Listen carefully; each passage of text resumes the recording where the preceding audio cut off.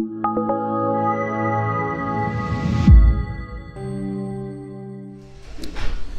week is Parshat Bamidbar. Bamidbar is a very big parsha. I think it's the third largest parsha in the Chumash. And all the three largest parshas are all in Sefer Bamidbar. The biggest parsha is next week, is Nosei, which is 177 psukim.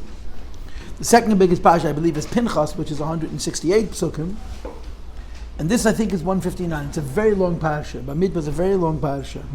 But there's very few Rashis. Because it's the same words over and over again, 12 times. The same words again and again and again and again. The Yidden are being counted. And it's very, very clear that counting Yidden is so important that the Torah doesn't just give you it speaks out the name of each Shevet, the name of the Nasi of each Shevet, how many people there are. And then it repeats the whole thing a second time. After it goes through all the 12 Shvatim, in, I guess, yesterday's Chitas, Monday, today, which is Tuesday, the whole thing's repeated again. Why? There's a very, very interesting feature in this parsha, that not only the Yidden are being counted, but they're being situated. They're being told where they live. Right? The Jewish people, the camp is called Machane Yisrael. The entire camp is the Jewish camp. And the numbers are, it's 3 parsa by 3 parsa. A parsa is 4 mil. So it's 12 mil by 12 mil, which is 144 square mil. I believe, and I have reason to think so, that the halachic criteria of a mil is what we would call today a kilometer, which is about 2/3 of a mile. So the entire Machane Yisrael is 144 square kilometers, all told. And there were several million people in that area. It's a pretty concentrated, pretty dense group of people living together in tents. And the Eibishter arranges 3 Shvatim are to the east, 3 Shvatim are to the south, 3 Shvatim are to the west, and 3 Shvatim are to the north. Yehuda, Yisachar, and Zevulun are in front, next to Moshe and Aaron, and the Reuven and Shimon and Gad are to the south, which puts them next to, as you'll see a little bit later on, our good friend Koirach from Shevet Kahos. And in the back you have Anash Ephraim and Binyamin, and in the north you have Dan Naphtali and Asher. And the Torah repeats the whole thing again. But this time it adds a word. They're called machanos, camps. There are 12 shvatim and 4 camps. Each camp consists of 3 shvatim, and each one of these machanos had a degel. They had a flag. You had degel machane Reuven, degel machane Yehuda, degel machane Ephraim, and degel machane Dan. There were 4 flags. And the Chumash in today's Chitas repeats everything it said yesterday, the names of each one of the 12 Nesiim, how many Jews were in each Shevet, and then a total of how many Jews are in each Machane. So it's very repetitious and very structured. And how many Chiddushei Torah could you take out of enumerating people again and again and again, and just it's so structured, so formal, and so detailed, and so repetitious, and so on and so forth. So many years ago, I gave a class on the Degolim. I have 2 classes actually. It's going back probably 15 years. I looked at my material. I don't have access to my notes. I don't know where my notes are. I just see the classes online. It's 2.5 hours on the flags, on the Degolim. Today I'm going back to the Degolim because I'm speaking not a word about the word Degel. If you have a Chumash handy, which I do here, lechavachabad.org, it says like this. I'm reading the second pasuk of today's Chitas. It's Kapitel Beis, pasuk Beis. Ish al digloi, each person on his flag, BiOsos, to their signs, to their indicators. Lebeis Avaisam, to the house of their fathers. Yachid b'nei Yisrael, the Jewish people should camp. Mineged, adjacent, that means far but not too far. Saviv, around. La'oyel moyed, the temple of meeting. Yachilu, they should rest. The tent of meeting, they should rest. So I gave a class on the word Degel. I want to give a class on the word Oisos. I'm very fascinated by this. When I learned Chitas early this morning, I learned RaShI, and RaShI grabbed my attention. You know what? I'm doing this. Each one of the flags was a ois, was a symbol. It represented something. So tonight's class is on this. Ish al digloi BiOsos. Each Yid camp with his flag. Today flags are not a big deal. But if you know history of mankind, and especially history of warfare, flags are very important. You may have, as a child, played a game called Capture the Flag, right? There's a very popular game which is quite interesting, which is called Stratego. You're going after the flag. In the olden days, when people fought battles with with muskets, with guns, and large groups of people, it was very, very noisy. It was called rallying around the colors. The color bearer, the person holding the flag, was the first part. They got shot down, and someone else picked up the flag. And the worst thing that could have happened was if your enemy took the flag. The flag was the symbol of your very identity, and people would literally die not to have their flag taken, and to rally around the cause, to rally around the flag. It was a very, very important thing. These flags were not for war. These flags were for identity. The Eibishter wanted there to be 4 flags. Each flag is for 3 Shvatim together, and the flags are called La'osos. La'osos means to their sides. So I don't want to talk about the flags, I want to talk about the symbols of the flags. So we start with RaShI. RaShI says 2 translations of what Osos means, what it means that the flags were symbols. Number 1, that every flag had a different color. Every flag had a different color. The flag of Yehuda, I believe, was red. And the rule is that the Kohen Gadol had a breastplate. The Kohen Gadol wore a Choshen Mishpat. On the Choshen Mishpat there were 12 stones. These were precious stones or semi-precious stones. Were very expensive, so were not so expensive, but they were precious stones. Each stone had a different color, and some of them were multicolored. The RaShI says the flag was the color of the stone on the Choshen of the head of that degel. Meaning, Yehuda, Yisachar, and Zvulun were 3 Shvatim together. But Yehuda it's called Degel Machan Yehuda, the flag of the camp of Yehuda. The color of the flag was the color of Yehuda's stone. And the same is true for Reuven, the same is true for Binyamin, the same is true for Dan. I remember hearing years ago, I think I even saw a picture, I've been told I don't know what I'm talking about, but I have this recollection that in the Altnai Shul in Prague in the olden days, on the ceiling there was the Degel Machan Yehuda. The Baral Prague Shul, where the Goyim's remains were placed in the attic, I have a recollection that flag was extant until not so long ago. It's not there anymore, but I even think I saw a picture of it. Now, people have told me I don't know what I'm talking about, but I remember hearing such a thing. But these flags were big and they were colorful. So the first definition of ice was each flag had the symbol of the color of the head of that that degel. What? I was in a Yaakov show in Switzerland and they had all the flags, all the Shvatim flags. But the question whether they're accurate. The question whether they're accurate. But I mean an original. I don't mean a picture. You mean like the actual flag? Yeah, something like that. The Altnai Shul in Prague. I have such a recollection. Then RaShI has the second pshat. And the second pshat is interesting. He says, BiOsos, according to the signs, says RaShI, the signs that you got from your Zayd, Yaakov Avinu. Before Yaakov Avinu passed away, he called his children together and he instructed them about how he wants his Levi to take place. And he told them the following: Yosef shouldn't carry because he's a king. Levi shouldn't carry because he's going to be the father of the Kohanim. The father of the Kohanim. But Menashe and Ephraim should carry in their stead. And he said to them, Yehuda, Yisachar and Zvulun should carry my bed from the head. Reuven, Shimon and Gad should carry my head from the right side, from Dorim. Menashe, Ephraim, and Benjamin should carry my head from the west, from their feet. And Dan, Naphtali, should carry from the north. So Yaakov Avinu gave them instructions that they should stand around his bed, 3 on each side, and that's how they should carry his remains to Eretz Yisrael.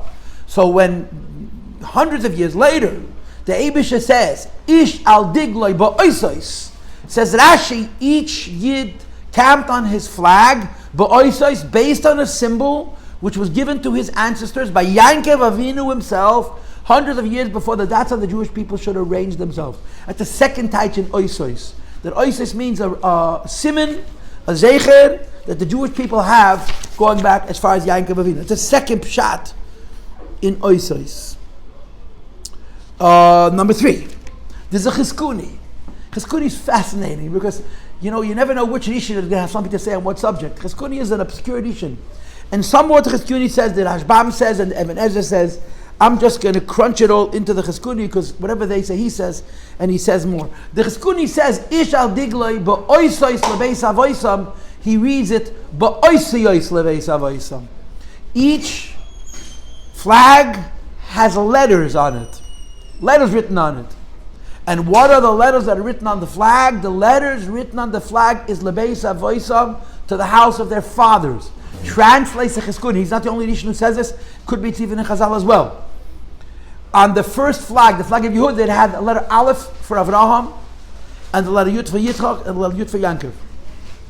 On the second flag, it had a Beis, the second letter of Avraham's name, and a Tzadik for Yitzchak, and an Ayin for Yaakov. So it was Betza, Beis, Tzadik, Ayin, which means money, or something else. The third flag had the Reish for Avraham, the Ches for Yitzchak, and the Kuf for Yaakov. So it's Reish, Ches, Kuf, Rachak, Rochik, okay? And the fourth flag had the last letters. Rochik, far away, remote. The fourth flag had a Mem for Avraham, a Kuf for Yitzchak, and a Beis for Yaakov. Together it spells Makab, Mem, Kuf, Beis. Now, if you spell out the letters of the Avos, Yitzchak's name has 4 letters, Yaakov's name has 4 letters, Avraham's name has a 5th letter. And we don't leave out the last one, we leave out the Hey, the second to the last letter. So it's the first letter of each of the Avos on the first flag, the second letter of each of us on the second flag, the third of each of us on the third flag, and the last of each of the Avos on the 4th flag, and left the Hey is left over. It's brought in the Tziyuni, which is an obscure Kabbalah Sefer, that this Hey was left over, the Abed joined it with the letter Yud, and this represents the Schechina. In other words, the 12 Shvatim are surrounding the number 13. What's in the center? The 13th is the Eibishter.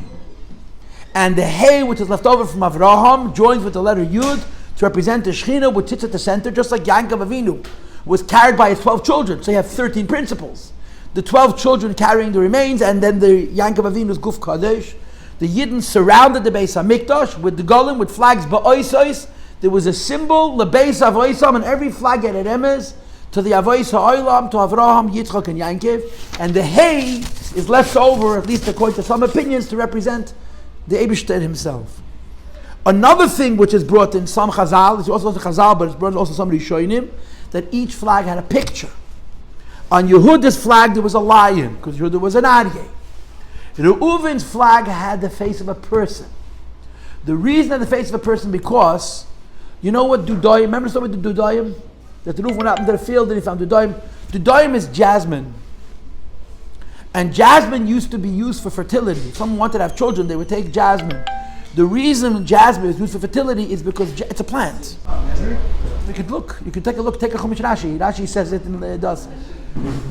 It's either or, but the bottom line is that the reason people used, it's a RaShI says, the reason people used mandrake or jasmine for fertility is because it looks like a baby, it looks like a person, it looks like a human face.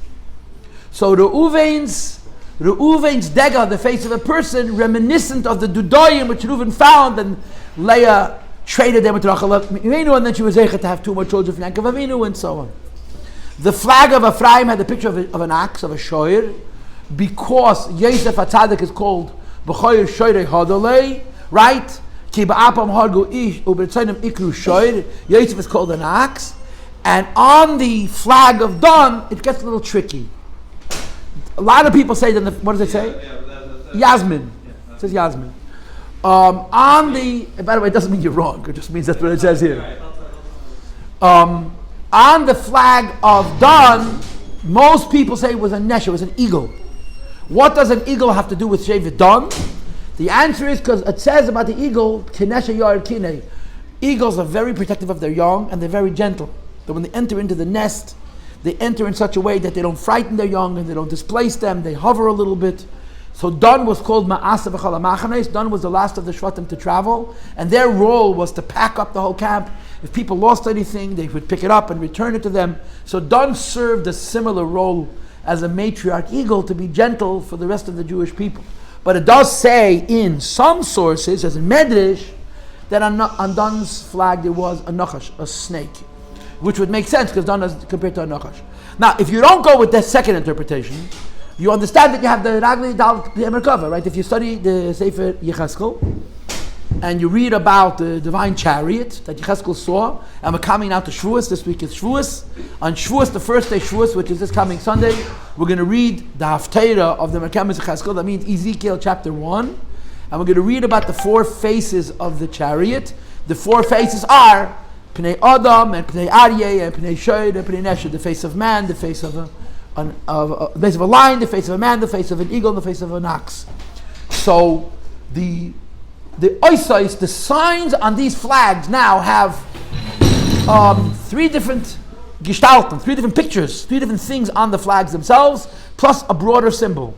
A, they had a certain color. B, they had certain letters. And C, they had the picture of a certain animal. And D, they were reminiscent, they were symbolic, they were an ois to something that Yaakov Avinu had proposed, how the Jewish people should carry his remains way back then. Do you know which Shevet was which color? Reuven is red and Yehuda is neufach. Dan was leshem. The color was the color of the stone. And the stones we know. Right, correct. Now, in addition to all of this, there's 2 midrashim translating the word oisais. Ish al digloi bi oisais. Every single shevet, every single grouping of shvatim, every 3 shvatim had a flag which symbolized their sub-camp, but oisais, and it was a symbol. So there's 2 midrashim that I'm going to mention. The first midrash is that the Jewish people are compared to a vineyard, a grape field. When people plant grapes, they don't just plant them ad hoc, they organize them, they make them rows, they make them neat, there should be spaces between them for the purposes of harvest and for the purposes of being able to grow. If you plant trees too close to one another, they end up not growing, they're stunted. You have to give them enough space to grow, and sometimes you have to cut on one branch, the other branch should expand. So there's a whole system of how these things are done. You anticipate how big the grape tree or bush will become, and on that basis you space them accordingly. So the Medrash says the Geffen, when you plant a vineyard, there's an order of rows, and the Jewish people have a similar order, and this is the concept of Ish al Digle, the concept of the flags. So I was thinking, I don't know if this is true, but this is what I'm thinking. The Jewish people's travels in the desert was very carefully organized. It was very, very precise, very meticulous. Every shevet had its place. You couldn't go wherever you wanted, and all the rest.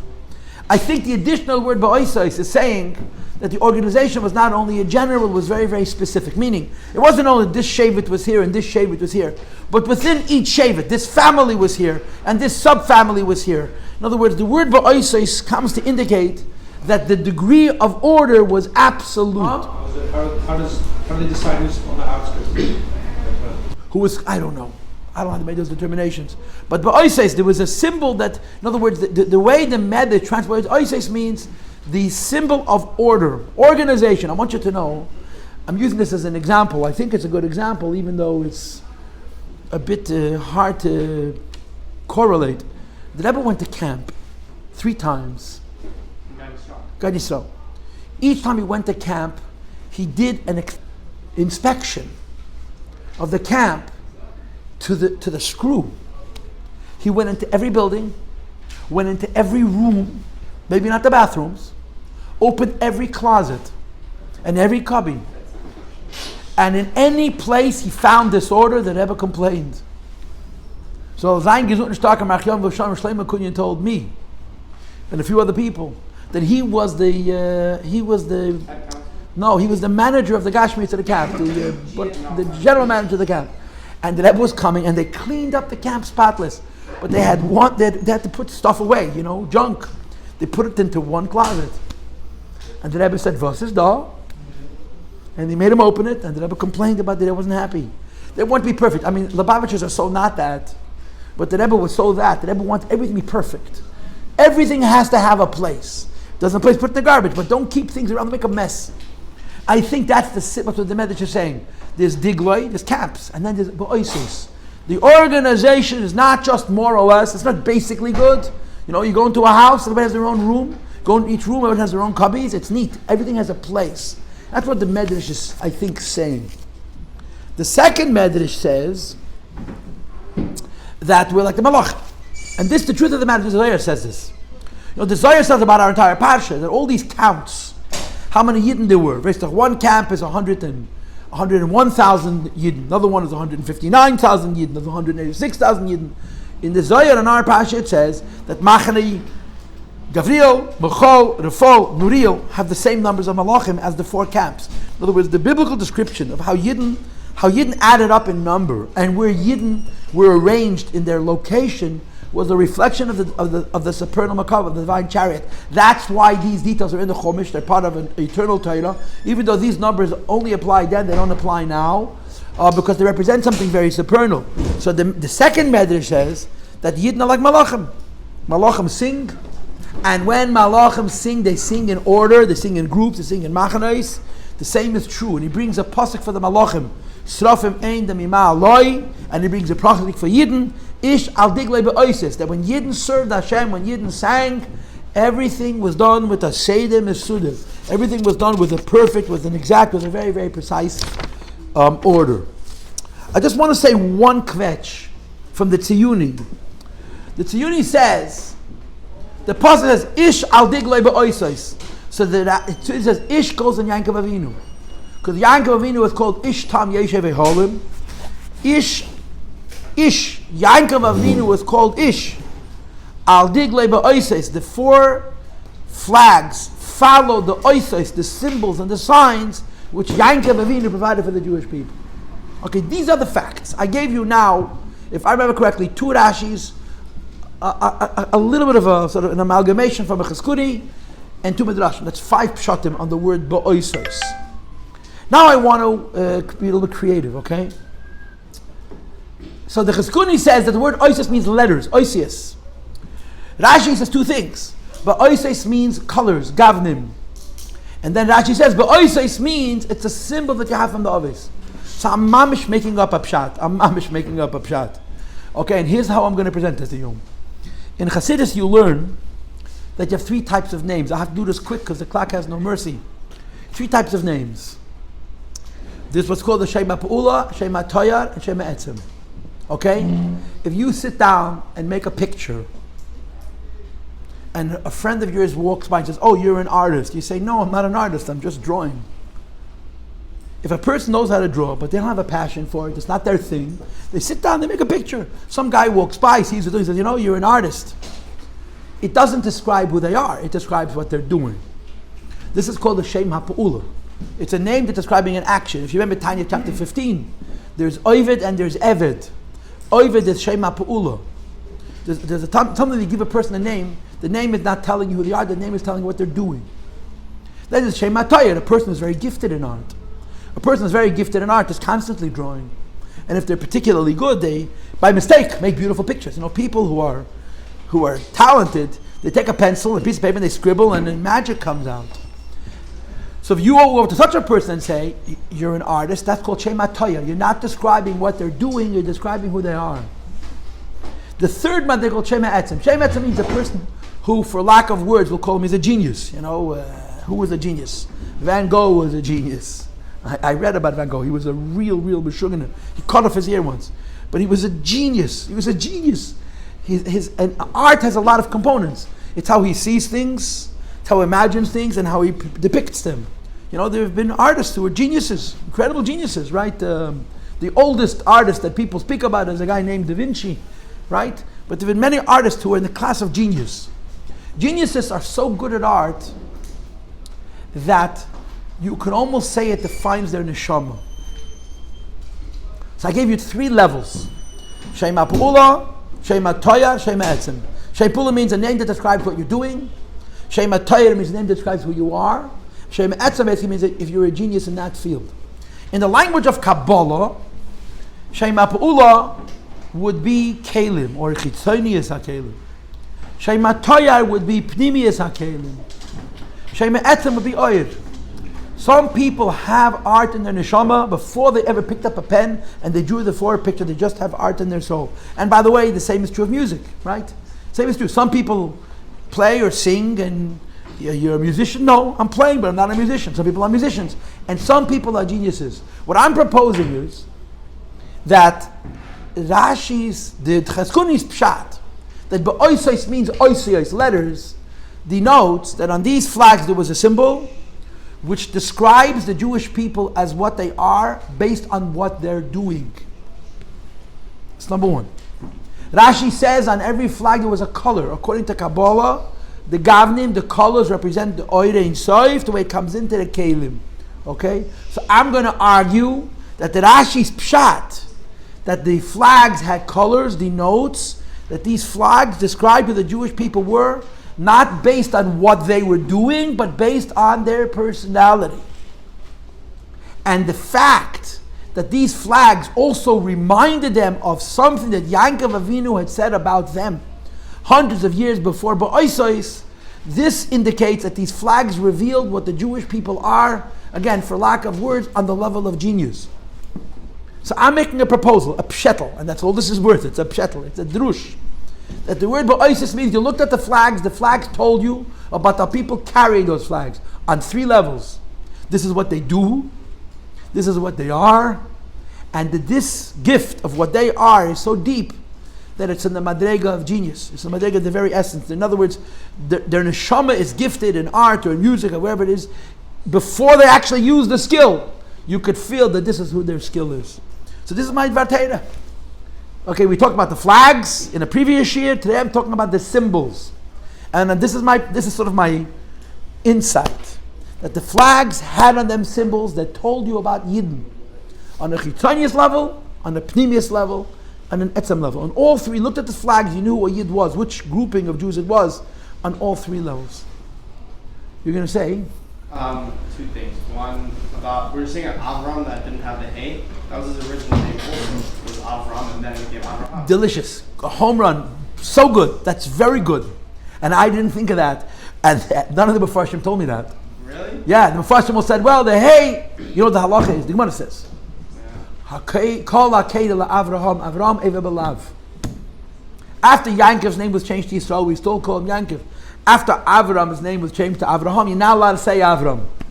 So perhaps that's why. But the point well taken. He used to have a 4-letter name. Also 4 letters, right? Very good. Okay, Maitiv.